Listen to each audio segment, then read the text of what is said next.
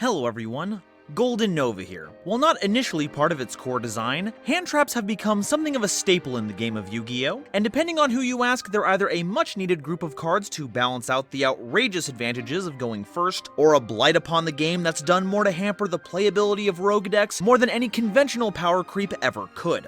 But like them or not, hand traps have actually been a part of the game since almost the very beginning, though not with the kind of game-altering power we see in them today. And as it turns out, it's also a monster I'm certain you're familiar with. Everyone, give a big round of applause to Kuriboh, a card that has saved many protagonists' behinds across a variety of series. This is due to the fact that most Kuribohs specialize in nullifying damage, showing up at the last second to block an otherwise lethal blow, giving the user the sliver of time they need to turn things around, and in Paper Yu-Gi-Oh, they work pretty much the same way. In fact, watching how many times stopping damage has been remixed and recontextualized is kind of fascinating, and today we'll be going over every single instance of it, including new cards that just might be what's needed to tie together an actual, honest-to-goodness Kuriboh deck. We'll see what wretched ghosts we already have floating around in the attic, introduce some new pom-poms to the mix, and see what kind of changes we can make to improve Mr. Fizzwidget's most cuddly and deadly creation.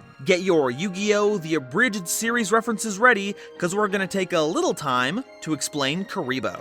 But before we continue, a quick reminder to please like and subscribe if you've enjoyed my content so far. We've blasted past the previous goal of 5,000 subscribers by the end of the year, but like one of the most powerful Utopia cards, I'm going all in.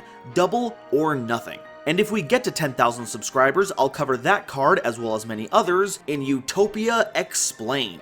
We've also got our Discord, where people keep making what are these, Blend S references? Showing how truly out of touch I am with the anime scene. And a Twitter where you can stay up to date on channel news and my bad takes. And if you really like what I do here, please consider joining my YouTube membership. It's basically like a Twitch sub, or backing me on Patreon so you can get your name in the credits, as well as help determine future Explained videos that I make. Thank you all so much for watching, and now, back to the video. So, what's the deal with Kuriboh? Well, classically, they're level 1 Dark Fiends with 300 attack and 200 defense. But as they've been reimagined over the course of nearly 20 years, there are a lot of deviations, which I'll point out as they come up. But the most important signifier isn't what you see in the stat line, it's what you see in your heart. Trust me, you see enough of these little tribbles, and you'll just know. Let's begin with the one that started it all, Kuriboh. During damage calculation, if your opponent's monster attacks as a quick effect, you can discard Kuriboh to take no battle damage from that battle. Simple as that. You still lose whatever monster you would have regardless, but at least you've got the perfect opportunity to start playing Passionate Duelist if that bought you a turn. Also, I found out that Kuriboh roughly translates to chestnut person, and that's the Japanese name of Goombas. I find such delightful things when researching these videos. And you can't bring up Kuriboh without their signature spell, Multiply. It's a quick play spell that has you tributing a face-up Kuriboh specifically to special summon as many Kuriboh tokens as possible in defense position, which have the same stats as original Kuriboh. The only limitation is that they can't be used as tributes for tribute summons. So you unfortunately won't be summoning a limitless swarm of fuzzballs that will proceed to violently explode, taking out your opponent's strongest monsters. But nowadays, it's arguably even crazier. With the right extra deck, these tokens make for the perfect materials to make some of the game's most powerful Link monsters on the cheap. See, this is why you future-proof your cards, people. A Kuriboh and a Multiply turning into Saryuja Skull Dread is the biggest flavor fail I have ever seen.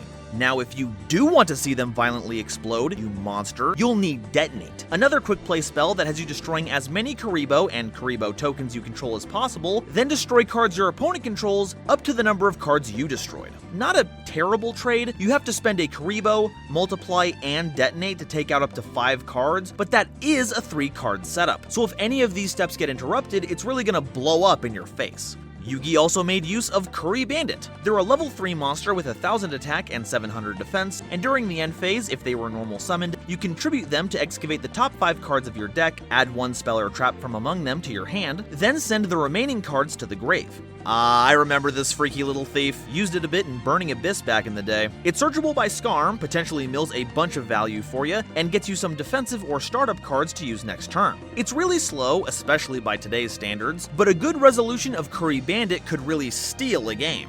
We've got Clear Kuriboh coming at us from the Dark Side of Dimensions movie. They're a light fairy monster, and when your opponent activates a monster effect that would inflict damage to you, as a quick effect, you can discard Clear Kuriboh to negate the activation. Also, when an opponent's monster declares a direct attack, you can banish this card from the grave to draw a card, and if it was a monster, you can special summon it, then change the attack target to that monster. The last effect is pretty applicable to any deck, but the first effect is what gets it into the grave the easiest, and burn isn't exactly the most common of win conditions, though I suppose if Zhangjian becomes a meta threat, that'll change pretty quickly. It's a wonderful little mishmash of effects, and the monster summoning effect is always going to be a nail-biter, especially since the identity of the top card of your deck isn't always clear. Now it's time to check out GX and their take on our fuzzy friend, Winged Kuriboh. They're a light fairy, and if they're destroyed on the field and sent to the grave, for the rest of the turn you take no battle damage. So you can't drop it out of your hand like original Kuriboh, but its effect does go on for the whole turn. But I gotta ask,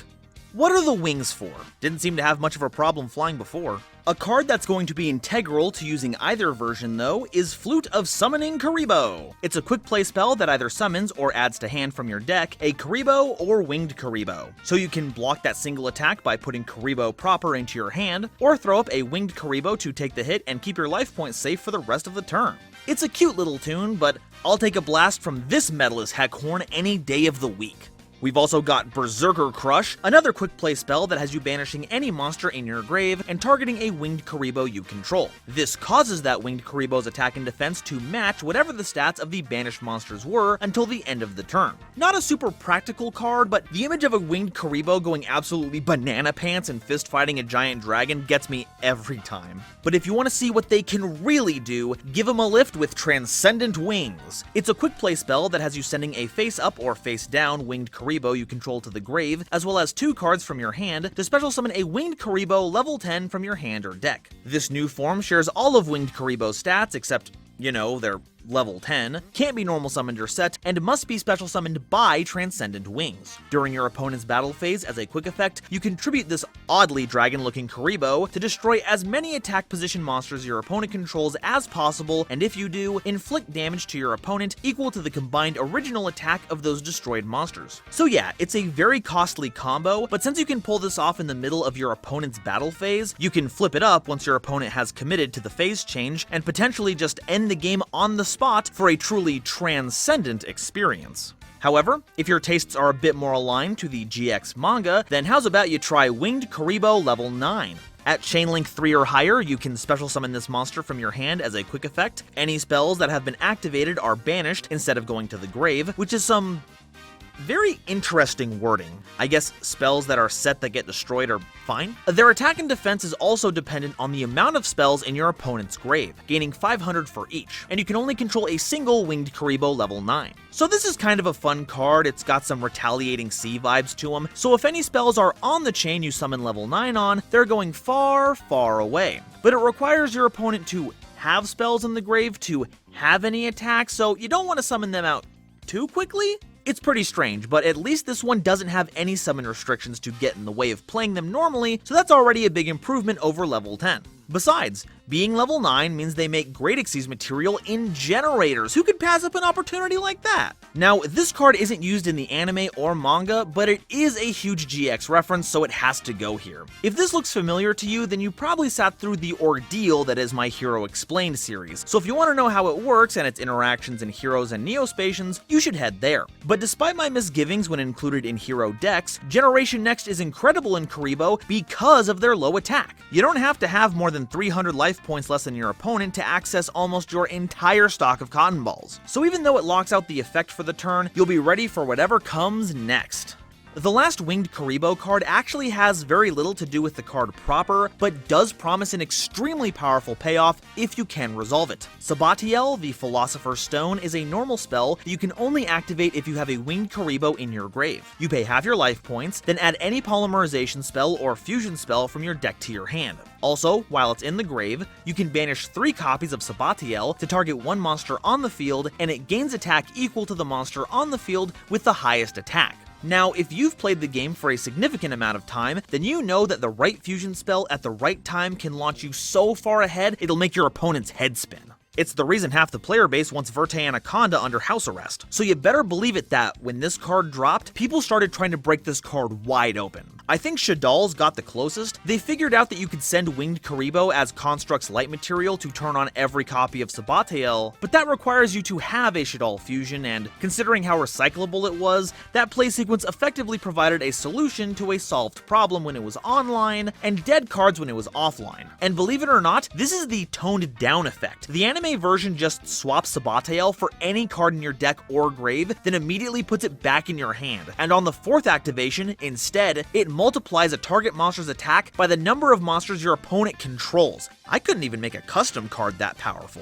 Alright, that covers GX. Let's take a quick detour to 5Ds with Kuriboh. They're an Earth Machine monster, and if your opponent would activate a card or effect that would deal damage to you, you can send Kuriboh from your hand or field to the grave to negate the activation and destroy that card. You know, next to Detonate, this is probably the most aggressive Kuriboh card so far, actively going after the source of damage and ripping it up. So basically, it's the kind of attitude change you would expect jumping from GX to 5Ds. Okay, that's not entirely fair. Luna rocked Kuribon, and aren't they just the cutest little button? They're a light fairy, and during damage calculation, if Kuribon is attacked by an opponent's monster, you can activate their effect where you take no battle damage from that battle, your opponent gains life points equal to their attacking monster, and you return Kuribon to your hand.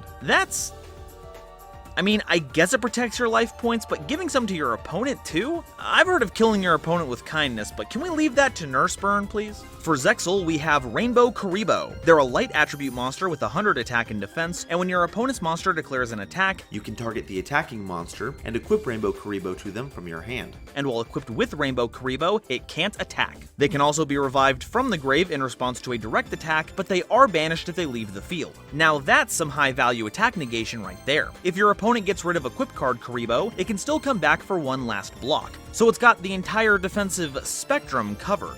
And we're carrying on the light aesthetic with Photon. They're a light monster, and as a quick effect, you can send them from your hand to the grave and pay 2,000 life points to take no further damage that turn. Also, while they're in your grave, you can send a Photon monster from your hand to the grave to add Photon from your grave to your hand. This is pretty much the overkill version of protecting your life points. If your opponent has a huge OTK lined up that one, or even two Kuribohs can't stop, Photon can beam you right out of danger. We've also got Kurivolt, a light Thunder monster. They can't be used as synchro material, and while they're on the field, you can target an Xyz monster that has material, you detach a material from it, and if you do, special summon a Kurivolt from your deck. So if your opponent has an annoying Xyz monster and you just need to get rid of its ammo, you can do so while gathering material for other summons. I'm sure it was meant to be used for rank 1s, but you and I both know these are getting linked into something to add a bit of a jolt to your game plan.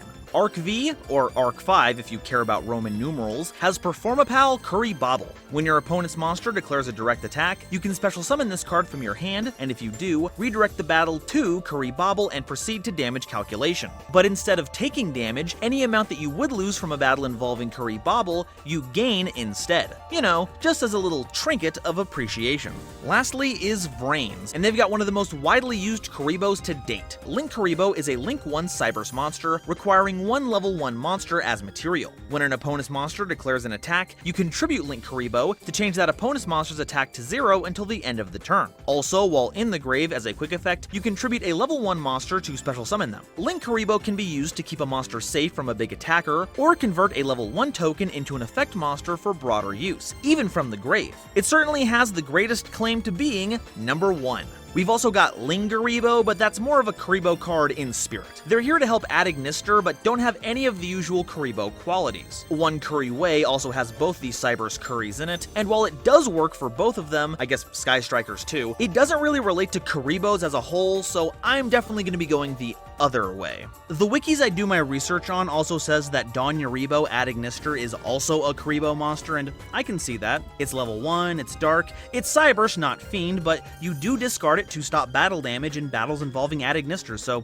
Yeah, let's just throw him in here. And while this card was printed before its anime debut, Playmaker did make use of Sphere Kuriboh. When your opponent's monster declares an attack, you can send them from your hand to the grave to change the attacking monster to defense position. Also, when you ritual summon, you can banish Sphere Kuriboh from your grave as part of the ritual material used. Now, if Link Kuriboh was the #1 TCG Kuriboh, then Sphere Kuriboh takes that distinction when it comes to speed duels. Many powerful monsters don't have the best defense, so Sphere here throws your opponent's attack off center while giving you the opportunity for a counterattack, bringing the cycle of aggression full circle. Before we get into the really new stuff, we're going to talk about the unaffiliated Kuribohs. These may have references to a particular series, I'm looking at you Season 1, but if they're purely from the card game, it goes here. Relink Kuriboh is, strangely enough, not a reply email to Link Kuriboh, but a reference to Relinquished. If tributed, you can draw a card, and if a monster would be destroyed by battle, you can banish Relink Kuriboh from your grave instead. Some really nifty ritual support, especially for Relinquished decks, but it also triggers off of being used to resummon Link Kuriboh.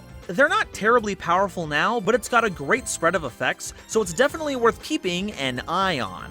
Kuriborn is a light monster, and at the end of the battle phase, you can discard this card, then target a monster in your grave that was destroyed by battle and sent there that turn to special summon it. Also, when an opponent's monster declares an attack, you can banish Kuriborn from your grave, then target any number of Kuriboh monsters in your grave and special summon them. It's a shame that you can only use the discard effect to revive monsters destroyed in battle, but its mass revival effect can have some huge payoffs depending on how many of the new Kuribohs survive to your next turn. But I gotta say, this is clearly a glitched monster. There is no way anything at that level should learn Mass Resurrection. We need a patch on that. Kuriboh can be discarded when your opponent declares an attack to target any monster in either grave except a copy of itself, and special summon that monster to your field, but send it to the grave during the end phase. Also, if they're destroyed by battle or a card effect and sent to the grave, you can add a monster reborn from your deck or grave to your hand during the end phase of that turn. This one isn't as explosive as Kuriborn, but it provides a much stronger single target effect. You can either get a temporary quick effect monster reborn out of the hand, or set Kuriboh as a blocker to get a more permanent one later. Which means that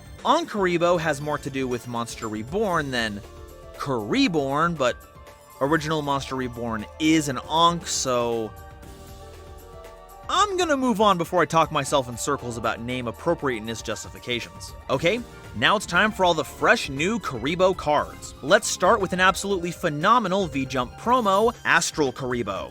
They have all the same stats and good looks as Rainbow Kuriboh, and while they're in the hand, you can reveal a number exceeds monster in your extra deck to special summon them from your hand, and if you do, Astral Kuriboh's level becomes equal to the rank of the revealed monster. But don't think you can use them for just any summon, because while they're face up in the monster zone, you can't special summon any monster from the extra deck except number exceeds monsters. Also, any number exceeds monster that uses Astral Kuriboh as material gains an effect that keeps it from being destroyed by battle or opponent's card effect. Number monsters can be found spread across a wealth of different archetypes. Playing Galaxy Eyes? Use Astral Kuriboh to make a more durable Prime Photon Dragon. Playing Trains? Give a little boost to Super Dreadnought Rail Cannon Super Dora. Onomats? Hey, take your pick. It's an outstanding extender, but something is very wrong here.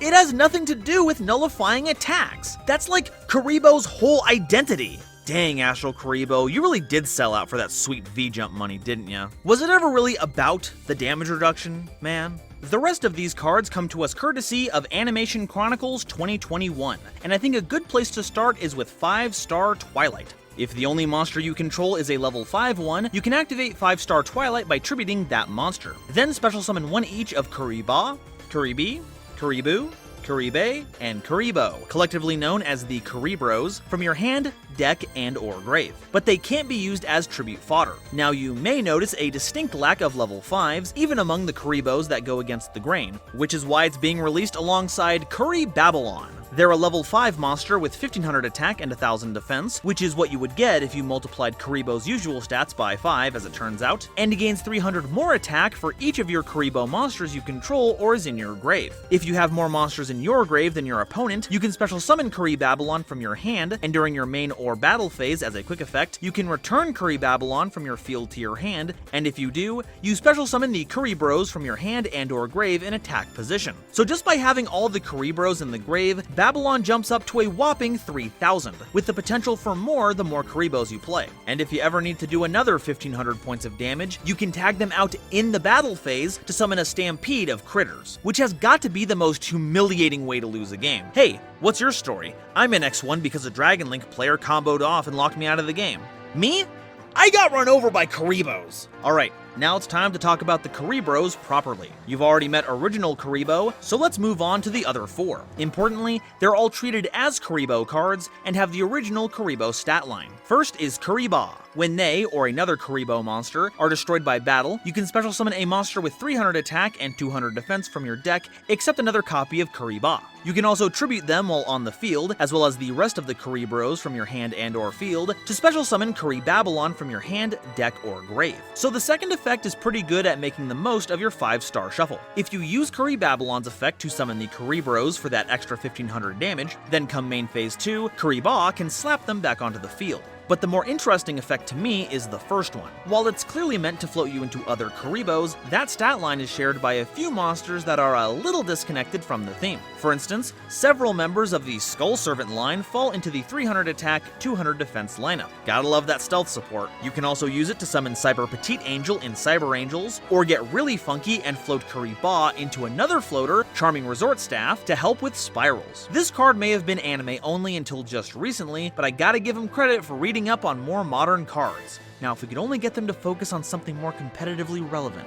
When Kuribee, or another Kuriboh monster you control, is destroyed by battle, you can add a spell or trap card from your deck to your hand that specifically lists Kuriboh. Also, once per turn, when an opponent's monster declares an attack while you control another Kuriboh monster, you can change the attack of as many other monsters you control as possible to 0 until the end of the turn, then negate the attack. The floating effect is pretty nice, helping you to get 5-star Twilight, or Multiply if you're feeling the combo itch, but the second effect is just odd.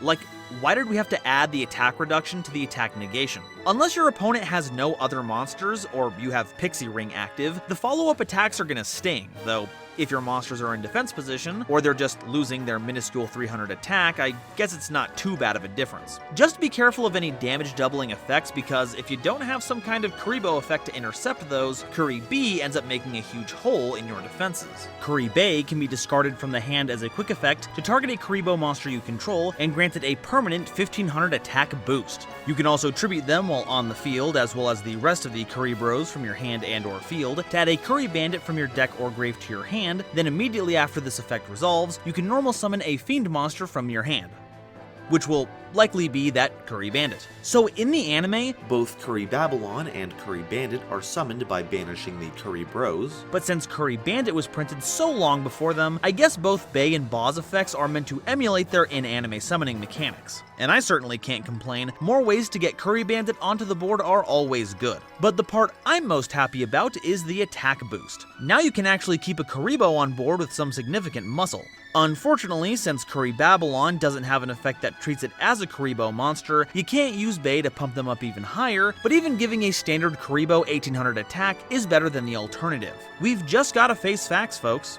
This Curry is Bay. Kuriboo can be discarded from the hand when your opponent's monster declares an attack to add any Kuriboh monster from your deck to your hand, so you'll have the right Kuriboh for any situation. Also, once per turn as a quick effect, while Kuriboo is on the field, you can discard a trap card, then target a face-up monster your opponent controls, and it loses 1,500 attack until the end of the turn. This is probably the most splashable of the Kuribos, mostly because it helps facilitate the splashing of other Kuribos. Their effects can be a bit situational, so it's a blessing that Boo here can change into any of them at the slightest hint of an attack. The trap card discard can also be relevant depending on the archetype, as decks like UA and Volcanics have continuous traps with grave effects that you can send directly to the grave with Boo. Sure, you have Foolish Burial Goods for that as well, but this catches them when those cards land in your hand, and give a pretty substantial attack debuff in the process. Something you'll need every once in a while, because you can't always have a 3,000 attack Babylon knocking down your opponent's stuff. It's nothing too scary,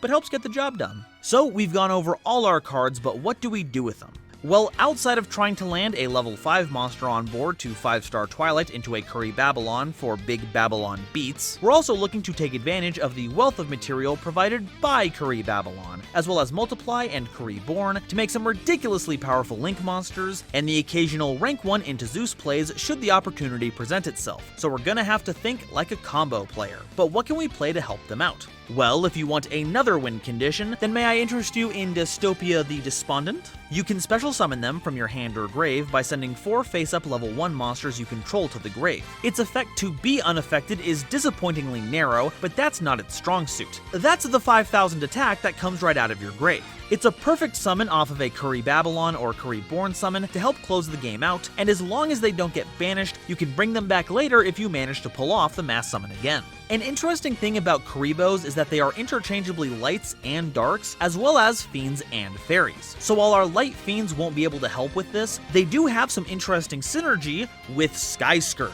Invisil, most notably, is either an Imperial Order or Royal Decree, and Flute of Summoning Kuriboh can be used to summon either a Light Fairy or Dark Fiend to get whichever effect we want. Norlaris still has one of the most ridiculous effects ever printed, and even the newly released Seed Hells can search or bin whichever Kuribohs are most needed. As for a silly tech pick, well, I mean, what isn't silly in a Kuriboh deck? But the funniest has got to be Law of the Normal. That's right, Kuribohs have their own very swarmable normal monster, and that's Kuriboh tokens. Use Multiply to fill the field up, then follow it up with Law of the Normal to strip away your opponent's hand and field. And while you'll also lose everything except those tokens, there are no restrictions being placed on you, so you can proceed with those huge link lines that can secure you the game. And to my knowledge, going first, the only hand trap that stops this 3-card combo of Kuriboh into Multiply into Law of the Normal is Nibiru. Things like Ash can stop a Flute of Summoning Kuriboh, sure, and that does make it a lot less consistent, but it's an auto-win card you can include into the deck without having to go out of your way.